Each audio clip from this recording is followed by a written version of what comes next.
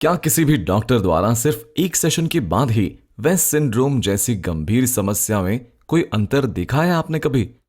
अगर आपका जवाब है नहीं, तो इस वीडियो को जरूर देखें, क्योंकि डॉक्टर निशी के सिर्फ एक माइंड प्रोग्रामिंग सेशन के बाद ही वेस्ट सिंड्रोम से पीड़ित इस बच्चे में सिर्फ सुधार ही नहीं आया, ईईजी रिपोर्ट पूरी तरह आ गई नॉर्मल।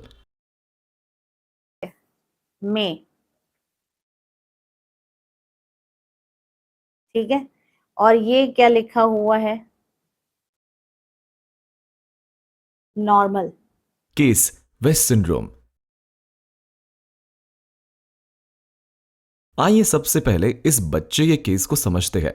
आखिर क्या सिम्टम्स थे ट्रीटमेंट शुरू करने से पहले, और साथ ही देखेंगे डॉक्टर निशी की सभी पेरेंट्स के लिए एक विशेष सलाह भी। पर द्रवित का क्या हुआ था एज अ यंग, जब डिलीवर हुआ तो उसको क्या प्रॉब्लम आई थी, और कब से आपको दिखने लगा कि हाँ इसके अंदर कोई इश्यू लग रहा है मुझे? जब इसकी डिलीवरी हुई, ऑपरेशन हुआ था इसका, हाँ।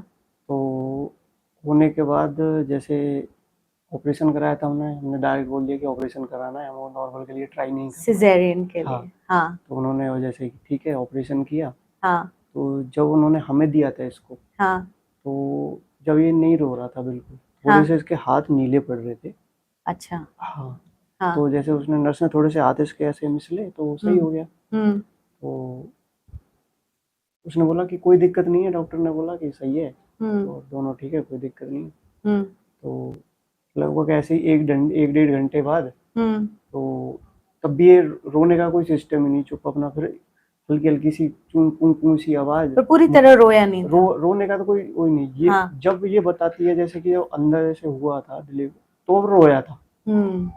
तो उसके बाद थोड़े से मुंह से झाग से आने शुरू हुए। तो मैंने पास जहाँ हुआ था उसके पास में एक बच्चों का डॉक्टर था, उसको दिखाया।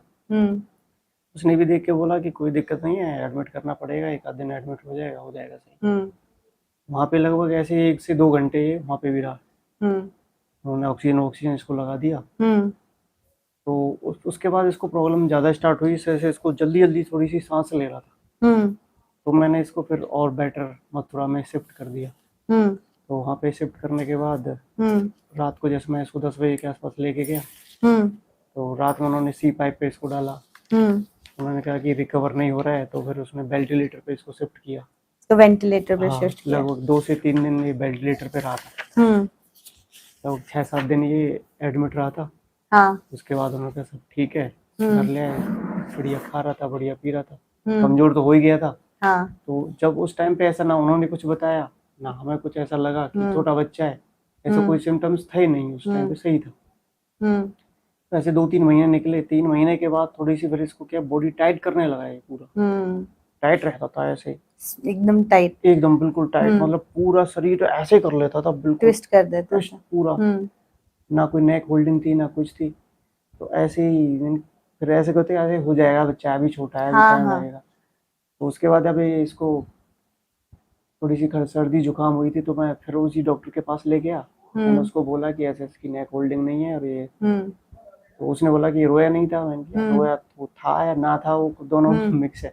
तो उसने बोला ये तो ऐसे ही रहेगा, आपको इसके साथ ही चलना पड़ेगा। मैंने कोई जो ट्रीटमेंट होगा कहीं कुछ, कहीं कुछ भी नहीं है। तो तब मुझे वो थोड़ा पता चला कि हाँ इसको दिक्कत है।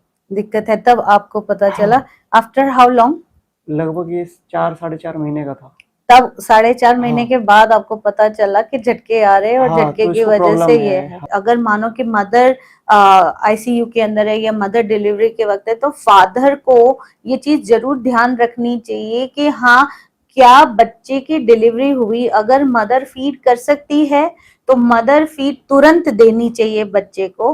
और अगर नहीं दी और सीधा इंक्यूबेटर में रखा है, वेंटिलेटर के अंदर रख दिया है, तो उसके बाद किसने क्या फीडिंग दी है ये आपने पता करना है, क्योंकि जितना लंबा समय जाएगा बच्चे को खिलाए बिना, उतना उस बच्चे की शुगर ड्रॉप होती है। और जब शुगर ड्रॉप होती है तो ग्लाइसीमा जो है, हाइपोग्लाइसीमा हो सकता है। ठीक है, तो ये चीज आप जरूर ध्यान रखें। ये बहुत सारे बच्चों की अब ये वेस्ट सिंड्रोम के केसेस बहुत बढ़ रहे हैं, और एक वन ऑफ द रीजंस ये है कि जो भी बच्चे जा रहे हैं उनको खाना कब मिल रहा है, फर्स्ट फीडिंग कब मिल रही है, ये आप जरूर पता कीजिए, क्योंकि इसका कोई प्रूफ नहीं है, फिर आपके पास कोई प्रूफ नहीं है, and this could be easily put on you कि बच्चे को पहले से ही ये इश्यू था। ऐसा नहीं होता। अगर खाना मानो कि बच्चे का 2 घंटे 3 घंटे 4 घंटे 10 घंटे खाना नहीं मिल रहा है, कोई फीडिंग नहीं मिल रही है, तो ऑब्वियस सी बात है कि बच्चे का जो ग्लूकोज है वो ड्रॉप हो जाएगा, और जब ड्रॉप हो जाएगा तो ब्रेन के अंदर इंजरी आती है। सेम थिंग ब्लड प्रेशर के लिए भी होता है। पर ये सब तो आपको खुद पता होना चाहिए, पर साथ साथ में जो डिस्चार्ज समरी है उसके अंदर हर हॉस्पिटल स्टाफ का ये रूल होना चाहिए कि जो भी बच्चे को दिया है, कि कौन से समय पे दिया है, ये सारा आपके डिस्चार्ज इसमें आना चाहिए, रिपोर्ट में आना चाहिए, because this is the only thing which will help a parent to get further diagnosis. वो उसकी जान बच्चे की हम बचा सकते हैं, उसकी जिंदगी हम बचा सकते हैं। तो please as a responsible parent, and if any person from the hospital is seeing me, तो ये जरूर देखिए कि ये सारा इंफॉर्मेशन प्लीज आप सही ढंग से भरिए, बिकॉज एक पेरेंट आप पे भरोसा करके आ रहा है, अपने बच्चे को लेके आ रहा है, and we need to know the history. Doctor Nishi द्वारा दिया गया सिर्फ एक सेशन और ईईजी रिपोर्ट आ गई पूरी तरह नॉर्मल। पर एक बहुत अच्छी खुशी की बात भी है। आप कब आए? कल आए? जी, परसों आए, पर वो तो टेस्ट किया था। और फिर आपका जो है, आप मुझे ये लेके आए थे, ये जो है पास में लेके आओ, ये डेट कब की है? 8 अप्रैल। जी। आप मेरे पास कब आए? 6 तारीख 6 तारीख को, 6 ठीक है, मई को। ठीक है, ये लास्ट मंथ की है। और लास्ट मंथ में आप देख सकते हैं फाइनल क्या लिखा है, क्लासिफिकेशन, ये वेस्ट सिंड्रोम कहा जाता है, ठीक है। अब जो ये इसका आप देख सकते हैं, ये वेस्ट सिंड्रोम का है। और अब कल आपने टेस्ट करवाए, जी, ठीक है, ये डेट देख लीजिए, मई, ठीक है। और ये क्या लिखा हुआ है? नॉर्मल,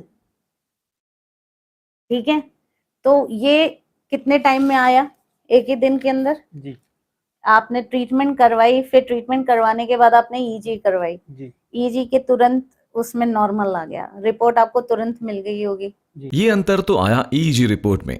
अब देखते हैं इस बच्चे में क्या क्या सुधार आए। और इसकी हरकतें में क्या क्या चेंजेस आए with in that one therapy के अंदर। हरकतों में तो मैम थोड़ा सा बेटर हुआ है कल से। आई कॉन्टेक्ट क्या बेटर हुआ? जैसे एक आई कांटेक्ट बेटर हुआ, नेक होल्डिंग हो गया, हाँ, अपने आप को खड़ा रख रहा है, सिटिंग है। हाँ, और थोड़ा बॉडी में वो भी आ गया, जैसे लचीलापन था पहले, तो अभी थोड़ा सा उसको स्ट्रेंथ आ गई है, जैसे खड़ा रह रहा है। जी, इधर खड़ा कीजिए इसको, हाँ, और बॉडी का वो रिस्पॉन्स भी दे रहा है बातों का। गर्वित, गर्वित, हाँ, नींद आ रही है। और तूने अपने मुंह पे क्या कर दिया नाखून से? पहले तो हाथ ऊपर नहीं लेके जाता था ना, नहीं ले। अभी तो अपने मुंह पे देखो, इसने नाखून से सब किया हुआ है डेकोरेशन, है। गर्वित, खाना खा लिया बेटा? खाना खा लिया? हाँ। अभी नींद आ रही है? नींद आ रही है? हाँ। कल तो उसका गला पूरा पीछे जाता था, है ना, जी, और कितना मोटू मोटू सा था, कल तो एकदम पतलू हो गया ये, है बेटू? हाँ, देखो पूरा हेड कंट्रोल कर रहा है ना।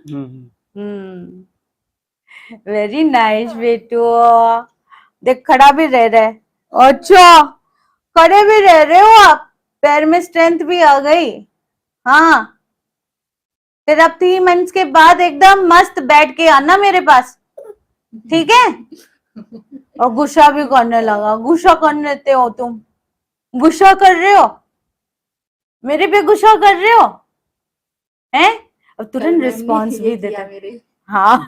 तो देखा आपने, डॉक्टर निशी के सिर्फ एक सेशन के बाद ही ना सिर्फ ईईजी रिपोर्ट आ गई पूरी तरह नॉर्मल, साथ ही स्टैंडिंग, नेक होल्डिंग, रिस्पॉन्स जैसे कई सुधार भी आए। अगर आपके बच्चे में भी ऐसा कोई इश्यू है तो देर बिल्कुल ना करें। कम उम्र में बच्चे में बहुत जल्दी सुधार आना शुरू हो सकते हैं। इसलिए ट्रीटमेंट शुरू करने में देर बिल्कुल ना करें। अधिक जानकारी के लिए या डॉक्टर निशि का अपॉइंटमेंट बुक करने के लिए आज ही कॉल करें 7060819333 पर या अपनी डिटेल्स हमें ईमेल करें drnishibhatt@gmail.com पर। इस वीडियो में दिखाई गई सारी क्लिप्स लाइव वीडियो की थी। अगर आप पूरा लाइव वीडियो देखना चाहते हैं तो डिस्क्रिप्शन में दी हुई लिंक से देख सकते हैं। इस बच्चे की तरह आपके बच्चे के जीवन में भी ऐसा ही बदलाव आ सकता है अगर सही तरीके से सही उपचार कराया जाए तो।